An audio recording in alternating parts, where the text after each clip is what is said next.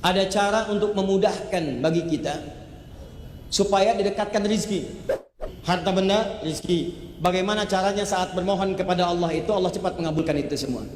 Rumus cepatnya, kalau masih ada waktu.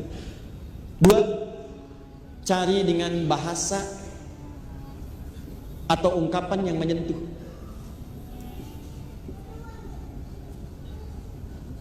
Ungkapkan doa itu dengan ungkapan yang menyentuh. Cari kalimat-kalimat terbaik. Kalau Anda cuma berkata, ya Allah kabulkan, jangankan Anda, yang lain juga begitu. Ya Allah besok saya mau ujian, ya Allah tolong mudahkan, jangankan Anda, teman Anda yang lain 100 orang juga begitu. Tes, misalnya CPNS, yang daftar 10.000, setiap orang mengatakan, ya Allah mudahkan, ya Allah luluskan saya untuk tes besok, jangankan Anda, yang lain juga begitu. Maka bagaimana caranya cepat dimudahkan itu? Maka teman-teman sekalian, cari kalimat yang paling menyentuh, karena Allah punya sifat, diantaranya sifat yang sangat perasa. Allah itu maha lembut, latif, yang diantara kelembutannya cepat merasakan apa yang dimohonkan oleh hambanya. Begitu Anda cari ungkapan yang sangat menyentuh, maka seketika Allah kemudian balas, bahkan pada sekian detik yang tanpa Anda sadari. Contoh, Nabi Ayub mengatakan, lihat kalimatnya, wa anta arhamur rahimin. Ya Allah, kalimatnya singkat tapi padat. Ya Allah, penyakit ini mulai mengganggu saya ibadah. Saya pengen khusyuk menyembahmu ya Allah. Saya pengen khusyuk beribadah, cuma terganggu oleh penyakit ini. Sedangkan engkau orang yang paling sayang, maaf, sedangkan engkau sosok yang paling sayang kepada saya. Sedangkan engkau sosok yang paling sayang terhadap saya. Kalau yang paling sayang saja tidak menyembuhkan, kepada siapa saya mesti memohon? Lihat kalimatnya. Sedangkan engkau sosok yang paling sayang kepada saya. Kalau yang paling menyayangi saja tidak menyembuhkan, kepada siapa lagi kemudian saya mesti memohon? Sama persis dengan minta ampun. Antum pernah berbuat salah, tidak ada manusia yang sempurna.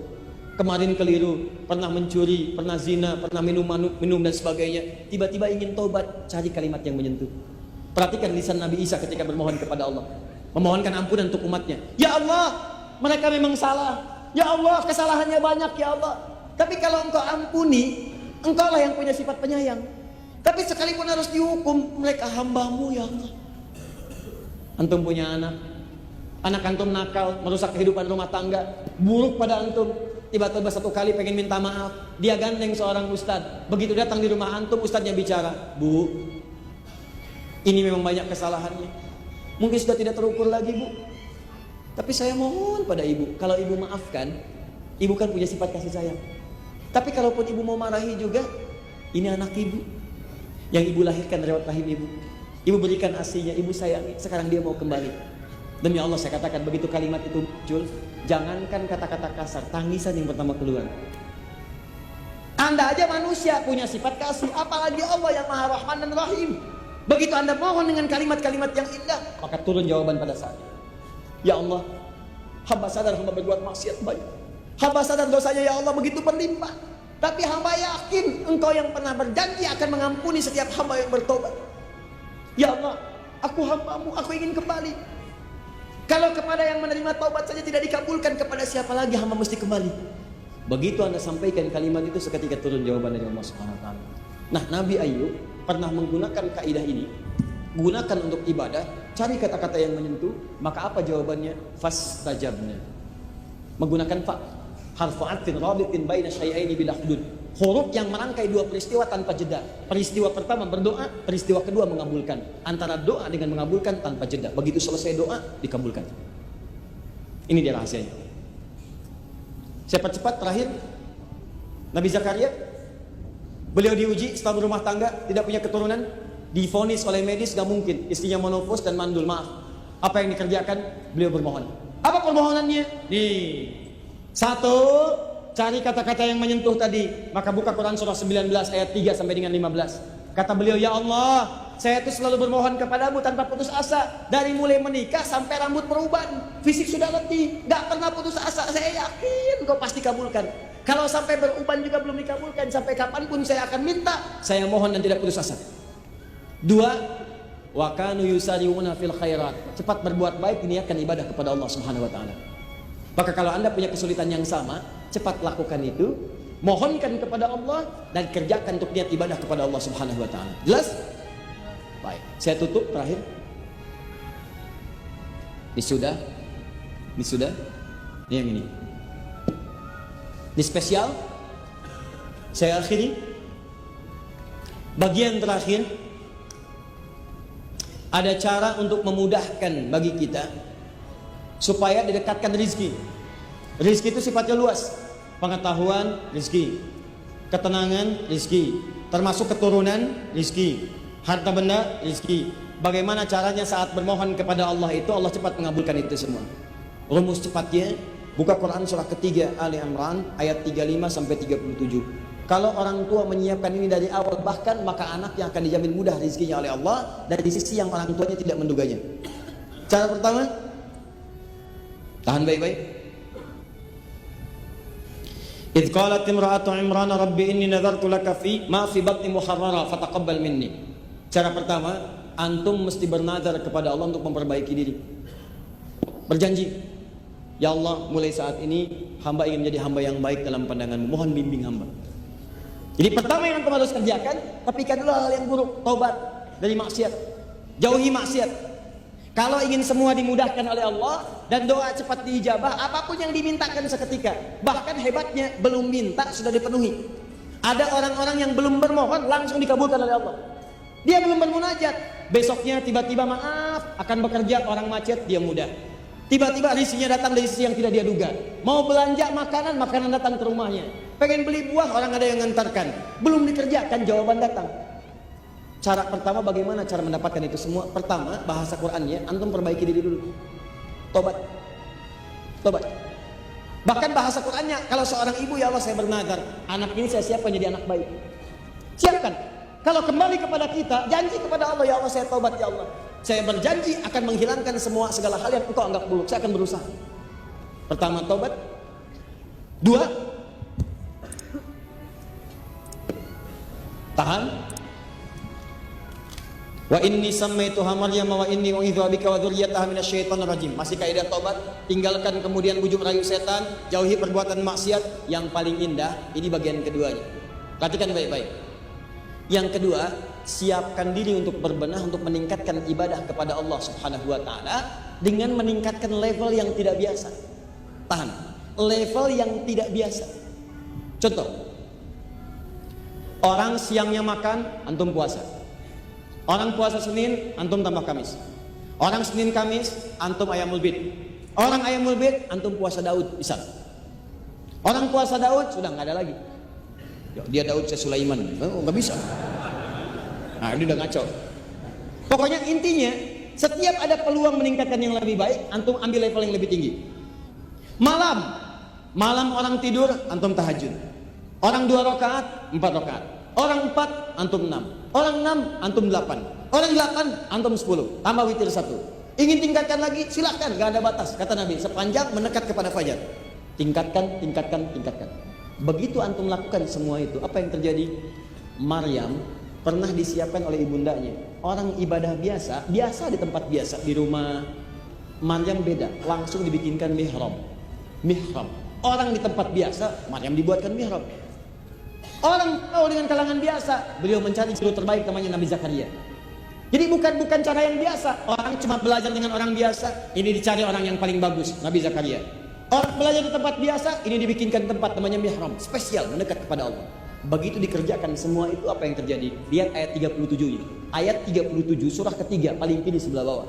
Fataqabbalaha rabbuha biqabulin hasanin, 1, wa ambataha nabatan hasan, 2. Ketika seseorang berikhtiar, 1, dia bertobat dari maksiat yang dikerjakan. 2, dia bertekad lebih baik mendekat kepada Allah dari sebelumnya dan bisa menyaingi amalan orang lain. Dia tingkatkan amalannya lebih daripada yang biasa. Maka kata Allah, saya akan terima semua ikhtiarnya. Nih yang hebat. Wa ambataha nabatan hasan. Dan saya akan perhatikan setiap pertumbuhan hidupnya. Saya berikan apapun yang dia butuhkan. Yang dahsyat, kullama dakhala alayya Zakaria al-mihraba wajada 'indaha rizqa. Yang paling hebat, yang Nabi Zakaria. Maryam disiapkan, Maryam mendapatkan apa yang belum didapatkan Nabi Zakaria. Apa itu? Semua rizki-rizkinya langsung Allah yang siapkan. Setiap Nabi Zakaria masuk ke mihrabnya Maryam, sudah ada yang dibutuhkan. Kunci mihrab gak ada yang pegang kecuali Nabi Zakaria. Bawa makanan sudah ada, bawa buah-buahan sudah ada, bawa pakaian sudah ada. Musim apel ada apel, musim jeruk ada jeruk. Yang hebat bukan musim apel, ada apel. Itu yang dasar. Begitu ditanya, ya Maryam anna laki hadza, Maryam dari mana semua ini? Lihat jawabannya. Qalat huwa min indillah. Semua langsung diberikan oleh Allah. Innallaha yarzuqu may yasha. Ini kuncinya. Bighairi hisab. Allah akan memberikan rizki tanpa batas, mudah dan tanpa batas. Kata manusia ada batasnya, kata Allah nggak ada batas. Sepanjang dia dikehendaki oleh Allah. Kaidah ilmu tafsirnya, jika ada kalimat di Quran, siapa yang dikehendaki, itu maksudnya jadilah antum bagian dari yang dikehendaki. Bagaimana menjadi yang dikehendaki? Tadi, satu, bertobat kepada Allah dari maksiat. Yang kedua, tingkatkan amal soleh dari yang standar biasanya. Paham? Kenal Nabi Ibrahim? Tidak, bagus. Nabi Ibrahim ujian contoh terakhir. Nabi Ibrahim ujian terbesarnya setelah berumah tangga sudah sepuh, tidak ada keturunan pada saat itu. Dari Sayyidah Sarah. Antum tahu nggak kapan itu dikabulkan? Dikabulkan ketika beliau beramal soleh melebihi standar manusia pada umumnya. Kedatangan tamu malam-malam di Quran surah 51 ayat ke-24 sampai 30 paling kanan sebelah bawah. Tamu datang malam-malam. Kalau kita jam 2:30 lah menjelang subuh datang. Tadinya ke tempat Nabi Lut, cuman mampir ke tempat Nabi Ibrahim. Malam-malam, assalamualaikum, assalamualaikum. Hal ataka hadithu dhaif Ibrahim al-mukramin idh dakhalu alaihi faqalu salama. Kata Allah, pernah enggak kalian dengar kisah Nabi Ibrahim yang kedatangan tamu malam-malam? Assalamualaikum, assalamualaikum. Dijawab oleh Nabi Ibrahim, waalaikumsalam. Saya tanya dah pada ini pertanyaan pernah saya sampaikan di Bekasi juga. Antum kalau malam-malam nanti nih 2:30 kedatangan tamu, agak banyak suaranya di luar. Assalamualaikum, assalamualaikum. Dibuka nggak? Dijawab nggak salamnya?